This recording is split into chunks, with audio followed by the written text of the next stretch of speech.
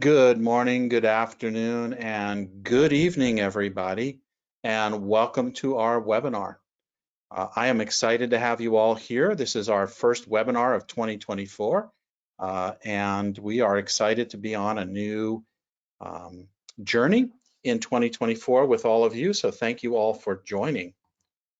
Today, we will be discussing a topic that I think is top of mind for a lot of folks out there, and I know that has been a hot topic here with both Bramasol and our partners from SAP.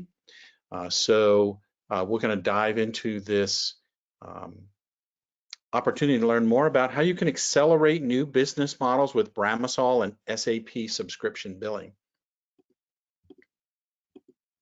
Come on.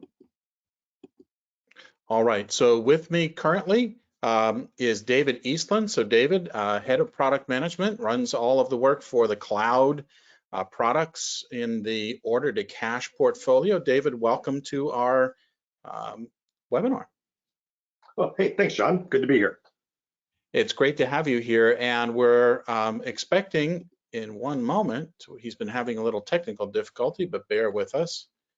We're going to bring him on. So Ravi Babu will also be here as part of our panel. Ravi, are you there?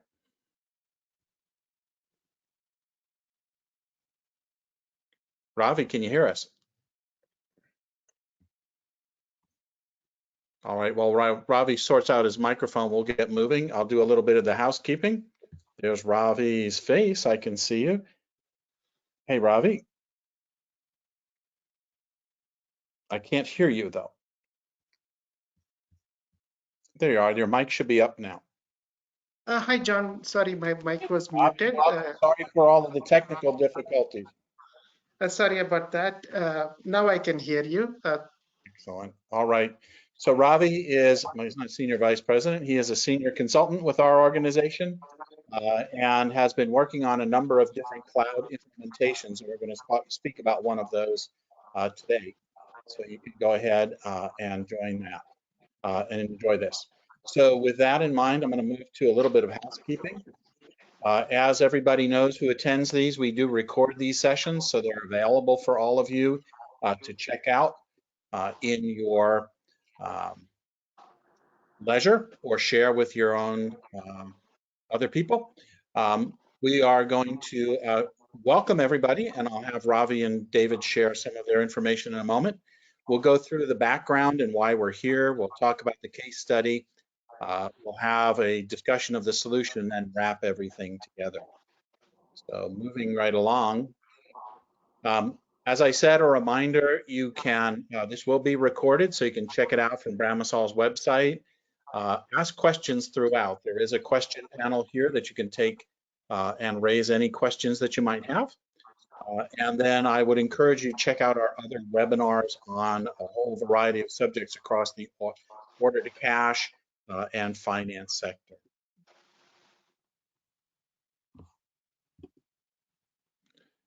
I mentioned that we're available through a number of different networks and different channels, including bramasol.com. So check out our website there. We are available through LinkedIn, iHeartRadio, YouTube, Apple iTunes, and Facebook. And there's a lot of great content there. And feel free, by the way, to go in there and ask us some questions. We're here to help you sort through subscription billing, sort through order to cash in the cloud. So with that, maybe I'll take a moment, David, ask you to introduce yourself quickly, and then Ravi, introduce yourself. Just maybe 10, just let viewers know who you are and so they know why do they want to listen to us about this subject, right? Fair enough, John. So hi, I'm David Eastland. I run product management for our subscription area in the public cloud at SAP. I think I've been at SAP almost 17 years now and always in the subscription space. Previously, I led product management for the private cloud BRIM area, and now in the last couple of years, I've turned my attention to focusing on public cloud subscription billing and topics related to the overall subscription economy from an SAP perspective. Fantastic. Welcome, David. Ravi, why don't you introduce yourself real quick? Hi, my name is Ravi Babu Kodore. I'm working in SAP for last 20 years, and I've been with subscriptions since 2014. However, with SAP Subscription Billing Cloud, I did 2 live projects, one with the customer in ECC and the Subscription Billing Cloud, and the other one is the Subscription Billing Cloud and S4HANA Public Cloud. And both projects are very successful. Absolutely. All right, and we're going to talk mostly about the latter. So the cloud we did in public cloud, but if you have questions, feel free to ask those. So just why are we here is one of the reasons why we're here is because the whole world is moving towards this idea we call the digital solutions economy or new business models. We see more and more companies, both large and small, looking at different ways to go to business, different ways to deliver their service, whether it's a subscription model with recurring payments or payments up ahead. It's an XASS, pay for only what you use, entitlement models, dynamic pricing, etc. And they're all in industries that really change the game here. And we're going to talk about one, we can't mention the name specifically, but it's a software company that deals with agriculture. Right, Ravi? Yes, John. Yeah, so the whole world is changing and the world is moving to all kinds of different models. So let's dive in. Ravi, why don't you talk to us? I tried to capture a few of the points we discussed in previously, but talk a little bit about what was the user scenario. Yes, in my recent project, we implemented subscription billing cloud with a customer who is having a 2-tier S4HANA public cloud. And this customer creates software for agriculture industry and food processing industry. And their use case is they would like to charge users or their customers based on number of active users of their software, as well as the EDI claims and submitted through that software, so that customer will only pay for what they use. So we had a recurring fees to charge for the SaaS products, and we have maintenance fees for SaaS as well as perpetual products. And then we charge customers based on active users, and we charge customers based on how much EDI transactions or how many EDI transactions have been processed by the software in any given month. Wow, so there was a So combination of subscriptions paid for, a SaaS model, as well as consumption then, yeah? that is correct, John. For this customer, they do invoice the customers for subscriptions monthly, quarterly, semi-annual, and annual. And the customer required event-based revenue recognition, as well as usage consumption-based billing every month based on the volumes discussed before. Right. And as you mentioned, they were a subsidiary of a larger company that's on an S4HANA or an SAP platform, but they needed something self-contained, something that was quick, and they wanted to focus on the public cloud, right? Yes, this customer had S4HANA public cloud, and they were looking for a solution that could be easily integrated out of the box. And SAP provided subscription billing as the solution. And we were able to implement the entire project from blueprinting all the way to go live in a matter of less than 3 months. Wow, that's fantastic. David, is this a typical kind of a scenario that you guys at SAP are seeing? And it seems like that's what what SAP is leaning towards. Yeah, absolutely. I would say this, when we think about customers who are on the SAP public cloud journey, they're often looking for a subscription capability that plugs right into the S4HANA. And clearly, SAP subscription billing is what we tend to recommend mostly in these types of scenarios, because it is easy to rapidly implement, as Ravi just mentioned, and it's integrated already into S4 from the solution order all the way through to ERP and onwards. So it's really, when you're talking about subscription usage and usage and consumption, which we see more and more of, this is the right product for this type of a scenario in most cases. Okay, great. And a quick question from the audience, Ravi. Did they have S/4HANA Public Cloud up and running prior to this? Yes, this customer has S/4HANA since last 2 years, and we started this subscription billing project in late September, and we got our test system provisioned at the end of October, and we went live on January 1st, 2024. Okay. All right, and we'll talk a little bit more about the project itself in a little bit. So great question from the audience. Thank you, Eric. All right. So, the scenario here, just for everybody to wrap your heads around, is it could be a customer who has an existing S/4HANA system. It could also be that you're going to implement at the same time, but subsidiaries or companies that want to launch quickly, they want a quick turnaround, and they need a fully functioning, robust product to support multiple scenarios that is both scalable and flexible, is the solution that we're talking about here. So with that in mind, Ravi, talk a little bit about the solution itself. What did we bring together, and what were the key elements of that solution? Yes, when the customer purchased a subscription billing license, we were given the product, the subscription billing cloud, and it also has a pricing cloud. And we also received Event Mesh and SAP CPI. Mm-hmm. And there are two versions for customers, for sales billing as well as convergent invoicing. And the main scope items are 57Z and 51K. For this customer, we implemented sales billing. So once we received the product, we activated the scope items in S/4HANA, and then the guide provided by SAP, we were able to seamlessly connect both subscription billing and S/4HANA in less than a week. And we were able to migrate all the master data like customers and products, and subscription billing, whenever we created a subscription, system was creating provider contracts, and when the bills are closed, it created BDRs in S/4HANA, and then we were able to invoice.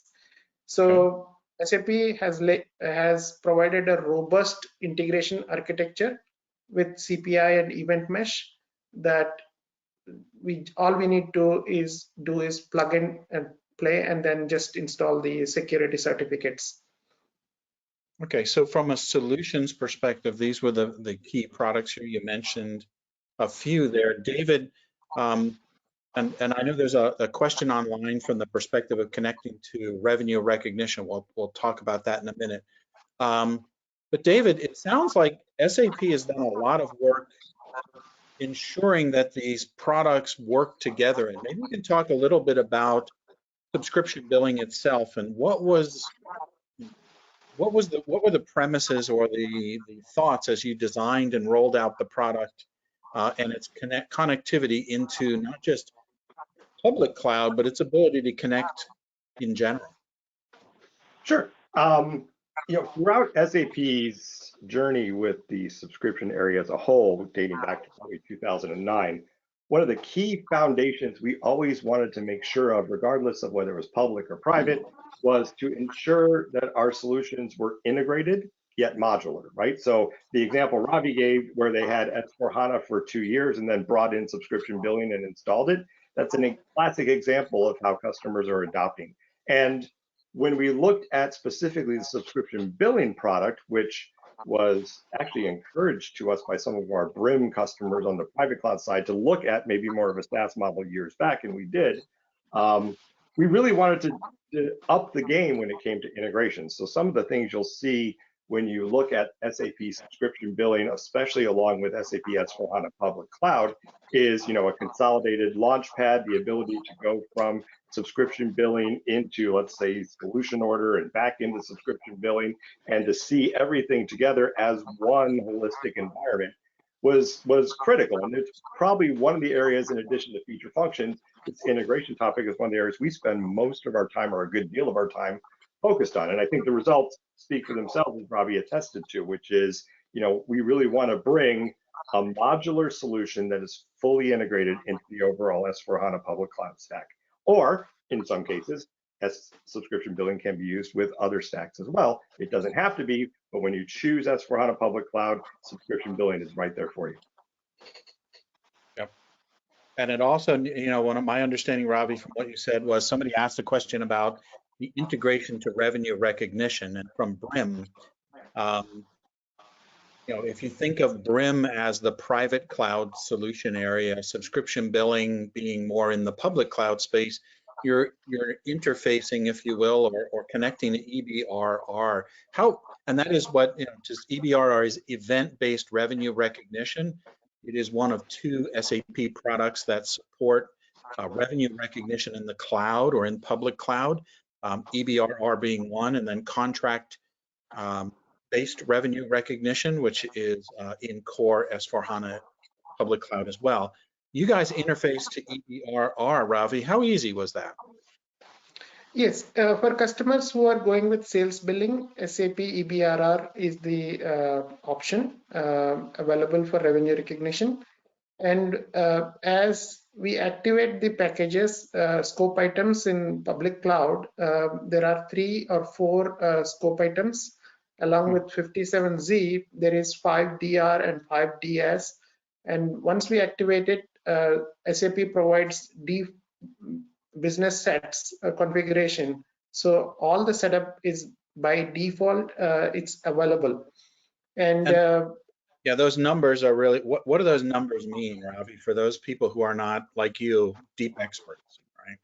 Yes, in public cloud, the way the functionality is designed by SAP is based on scope items, and right. Some of the scope items be dormant.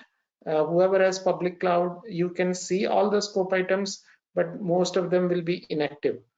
And as business require, we can always request SAP to activate. Some are included in the license cost, some require additional licenses.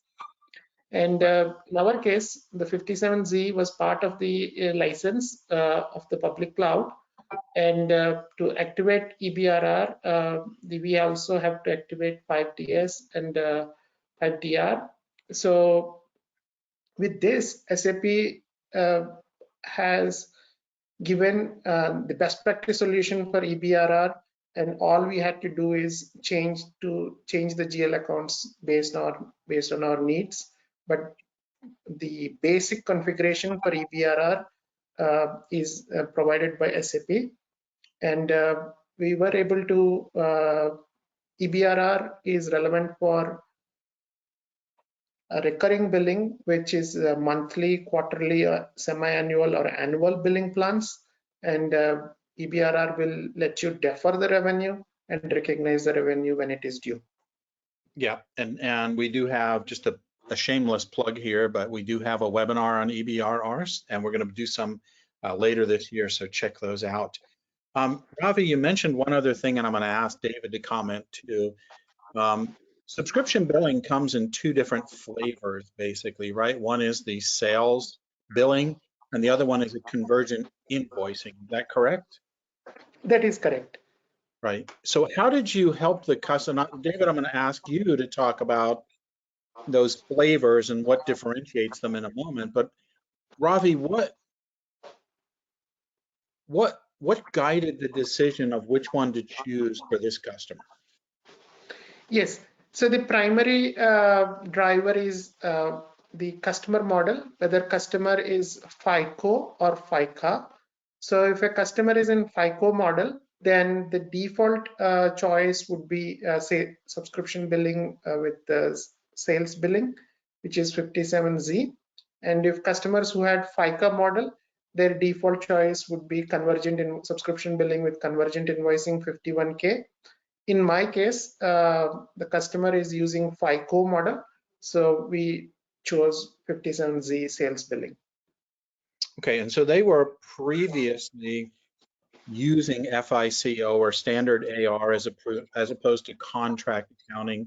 So that kind of drove that decision making. Maybe I'll turn to David for a moment and say, maybe you can talk a little bit for a moment, David, about the two different versions, and when would customers make one choice or the other? Sure. So SAP has always offered these two different versions, the FICO and the FIAR and the FICA version. The FICA version really came about as all the way back in the days. It was previously called RMCA, and basically what we do, whether it's in public cloud or private cloud, is we give customers a choice in terms of how they want to deploy.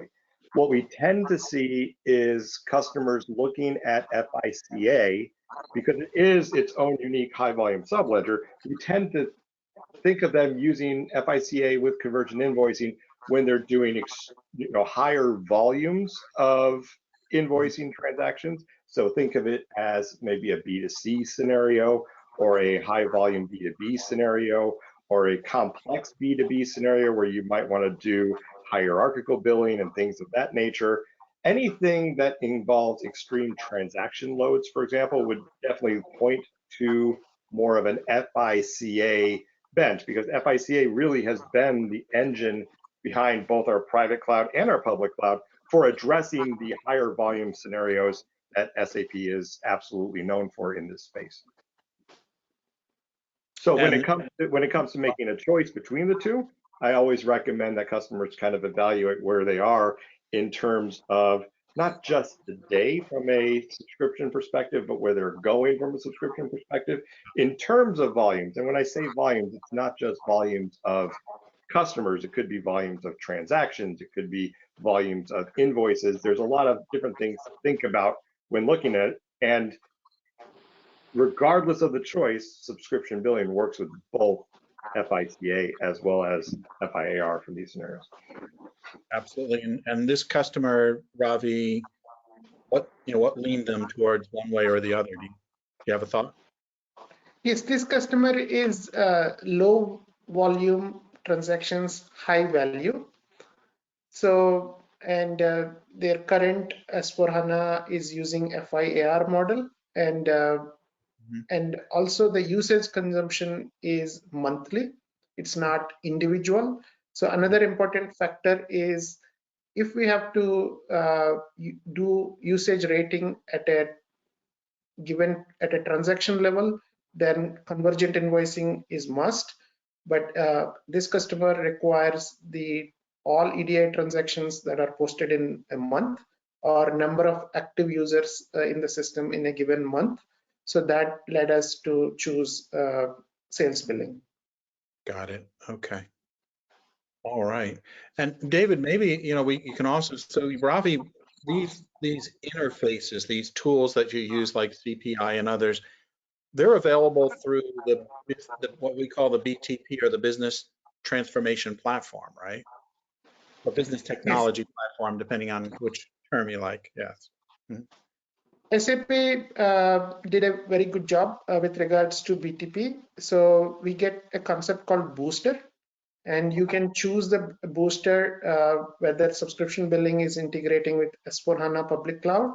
And once you select that booster, system will set up all the integrations by itself. It's almost like a user selecting the two systems, and then once all the right prompts were addressed, it creates the CPI as well as event mesh integrations required for those two systems. And then after that, we have to do a little bit of configuration in S4HANA, and then the systems can talk seamlessly. Wow. David, it sounds like SAP really is thinking about the whole enchilada, as we say, the whole end-to-end process by having BTP in place. Yeah, absolutely. And actually, subscription billing is a BTP native app, right? So we actually platform subscription billing on BTP for precisely that reason, the integration capabilities, the platform capabilities, et cetera, that Robbie mentioned. Fantastic. All right. Let's talk a little bit about the project itself, Ravi. Um, 3 months, best practices. That's amazing. Is that really? It took only 3 months. Uh, yes, we started the project late September and went live on January. We really started provisioning the system at end of October, and it took us a month to complete the integrations as well as UAT and ready for go live. So my advice to the customers who are looking at subscription billing is the timeline will be very small, and the most of the work that we did is how to change our how to design go-to-market strategy because of the advanced features available in the system. Yeah, and I think that's a very interesting perspective, and maybe you can talk a little bit about that. And I will get, there's a question, well, maybe I'll circle back. David, is there also, we talked about integration a moment ago. Is there an integration to ECC as well? We do not have an out of the box. I need to be a little careful here when we say it. We have many customers who have absolutely integrated subscription billing to ECC, and I think you all have an example of a customer who's done that as well. Out of the box, we don't have as tight a coupling, but it's certainly something that has been done on a project basis with ECC in many, many instances. So I wouldn't look at any issues from an ECC perspective. Absolutely. Cool. So Ravi, changing back gears, you leveraged best practices here. Maybe you can talk a little bit about the combination of how do you work with the customer on the business process and focusing on that business engagement, because I think that's key, right? Yes. So as we enabled the scope items, the best practice solutions were included as part of it. And we were able to explain how all the functionality. So where in legacy system they had different because it doesn't have robust functionality as subscription billing, but whereas in subscription billing from a pricing point of view, there is unlimited flexibility. Like we have tier model, we have volume model, and within the tier we also have linear as well as volume plus linear. So all kinds of models that are available in the market from a pricing point of view is delivered in the base solution of subscription billing. And SAP also since 1 year, it started integrating with S/4HANA with pricing procedures, which is very similar to sales orders or service contracts that customers are familiar with. So we have the leverage to post revenue into whichever GL account business requires. And so throughout the project, SAP also helped us like in case what are the future enhancements that are coming in, so that they kept us up to date so that we do not need to do any custom development. Great. Not that much it's the cloud, so not a lot of custom development you're going to do out there, right? So. Correct. Yeah. So David, you get involved in these projects. Is this typical to what you're seeing out there in general? Well, I mean, I think from a timing perspective, this one's relatively impressive, right? Because this kicked off and was completed in 3 months for subscription billing. I think that is really by design, right? So one of the things we set out to do is provide the flexibility and the pre-packaged content ready to implement from a customer perspective. I think, as Ravi indicated, one of the things that slows projects down the most is not so much the system implementation time, but it's really kind of some of the thought process leading up to how do we adjust to some of these flexible capabilities around pricing that we now offer, around invoicing cycles, et cetera, et cetera. I mean, there's some things to think about which you don't necessarily always do if you don't have these capabilities. So sometimes the projects are a little slower because they're taking a lot more time to figure out how best to optimize from a business perspective and a go-to-market perspective. But once a customer is ready and understands exactly what they want to do from a business and go to market perspective, from a pricing perspective, as Ravi indicated, this is exactly what we hope to achieve for our customers, 3 months, and in the future, maybe even faster, because this isn't something that is a long implementation process. It's more of a fit to standard, how do I activate process. That's a great point, David. And maybe you can comment, and then Ravi. You know, I think there's a lot of perception out there when it comes to public cloud or cloud in a multi-tenant environment, but public cloud, that I have to sacrifice functionality to get a best practices cloud. You're sort of force fitting me, but to me, when I've listened to Ravi and listened to you, not just here, but in many different contexts, subscription billing is exactly the opposite. It's an extremely robust product that provides a great deal of flexibility within a container, if you will. All you have to do is figure out what you want and you can turn it on. Right, exactly. And the best practices piece is key, right? So what we do, and the team that built subscription billing is the same team that built the private cloud solution as well. It's the same legacy, it's the same source, and pricing especially comes from the same unit. And one of the things that we're excited about is the ability to take and distill some of that complexity out of the implementation while keeping in the flexibility that allows customers to do what they do uniquely across a variety of industries. So whether it's software and agriculture or high tech and medical devices, customers can bring their business into this flexible framework and see results rapidly. That's great. Ravi, you agree? Yes, I agree.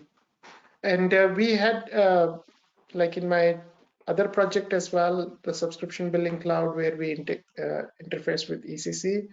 The system has robust APIs and very flexible from integration with either ECC or public cloud implementations.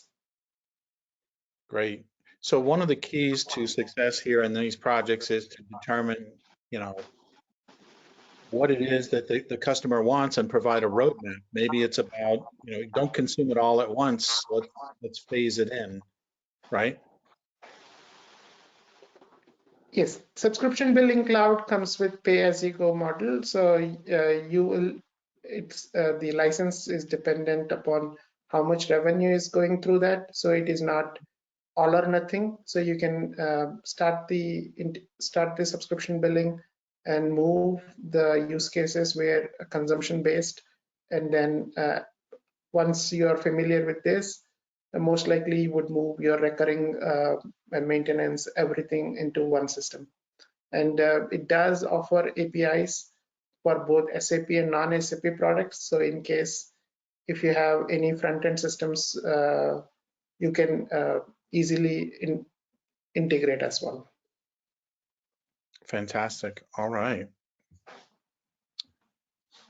So with that in mind, why don't we talk about what I'll say is the big so what? If there aren't any, I don't see any more questions online for the moment. Like a cloud implementation, our cloud webinar will be a little bit quicker than normal, but what we'll focus on now is what I call the big so what. So I've asked Ravi and David, and I'll talk about one or two key points with the audience out there, one or two key points that you want people to walk away from this webinar with. What do you think what should people be thinking of as they take away from this webinar? Ravi, what do you think if you had advice and somebody said, what are two or three things that I ought to think about in considering moving ahead with a subscription billing cloud implementation? Yes, if you are an SAP customer and if your business demands subscriptions, then I would recommend this product. There are other products, like there are other items like service contracts in S/4HANA, where they could satisfy some of the billing, recurring billings, but they cannot support usage billing. So I would suggest if customers, especially SAP customers, who have the business needs, this is the best system to satisfy both recurring billing as well as usage billing. And this system is very light, and it can be easily integrated, and the typical turnaround time for the project would be about 3 months. Okay, and a lot of that time is spent on not on implementing the product itself, but really helping understand and design the business processes alongside of that. Yes. That is correct. Okay, and you're okay. So David, what for the audience out here? There's a mix of people, but what would your top 2 or 3 points be? I guess my top 2 or 3 points would be to think about SAP historically in this space, right? We've invested countless years focused on the subscription, recurring, and usage space, whether it's in ECC or S4 or S4 public, standalone, etc. And we've learned from hundreds of customers, both big and small, kind of the key elements to a successful subscription strategy. And when you look at a product like an API-driven product like subscription billing, it is absolutely designed to be, and I know the phrase was just used, light. It's light, yes, but it's fully functional as well. And when you start to bring in subscription billing in the context of an end-to-end ERP solution like S/4HANA Public Cloud, you really are going to be able to unlock not just the value of selling subscriptions, but the value of a full integrated end-to-end solution from solution order all the way through to subscription billing, and then to address even the complex issues like RevRec, et cetera. And have some confidence that SAP subscription billing is something you should definitely look at and consider as part of your SAP subscription strategy. And then the other thing I'll say is also look at partners like Bramasol who have areas of expertise around things like revenue recognition and IFRS, because sometimes those extra complex areas become much less complex based on how you're choosing your partner. So definitely give SAP subscription billing a look if you're interested in subscriptions, especially in the context of S4, and know that SAP is constantly improving and investing in this product to make it even better as we go through the various release cycles throughout the year. Fantastic. Well, I was excited, and my takeaways for everybody here are, I think SAP has built an extremely robust product here in the subscription billing, but not just the product itself, but really the ecosystem within which it fits. If you look at end to end, whether it's using an SAP product on the front end for CRM or another competing product, subscription billing can ingest and digest all of that information. In fact, Ravi and I talked with a customer last night who has their own custom solution, and we can ingest that information too. But more importantly, it's a very robust, flexible, and scalable model that everyone should consider, and that companies like and consultants like Bramasol, who are partnered tightly with SAP, can help you understand the best path for you. So I want to thank you both. Thank you, Robin. Thank you, David, for your time today and for the time leading up to this. Thank you all for attending. If there are, I'll pause for maybe another question or two out there.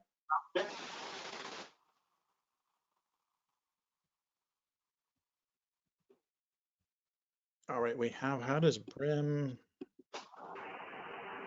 Yeah, so there was one question, I want to make sure we cover this. Someone asked a question about how does Brim subscription billing interact with RAR? Businesses that have both subscription-based products as well as license and maintenance products. David, I believe subscription billing also interfaces to core S/4HANA private edition and can be integrated into RAR, correct? Yes, that is correct. Yeah, and so it is a straightforward process. We've done many of these types of integrations in the past. So subscription billing interfaces directly with subscription billing. As far as Brim goes, we have a number of demos out there, but Brim itself, the private edition, provides multiple ways for you to interface into S/4HANA Private and use RAR. And if you follow up, we can show you a whole bunch of that. All right. Anyone else? All right. Well, with that in mind, we'll wrap up a few minutes early. David, again, Ravi, thank you both so much for your time. Thank you, John. Thank you, John. All right, great job. Thank you, audience. Thank you very much. Look for another webinar that's coming up. Another space that's going to be interesting for everybody is lessor accounting. And we will be talking a lot about lessor accounting using SAP and BRIM and even subscription billing. So look forward to that. Thank you, everybody, and make it a great day.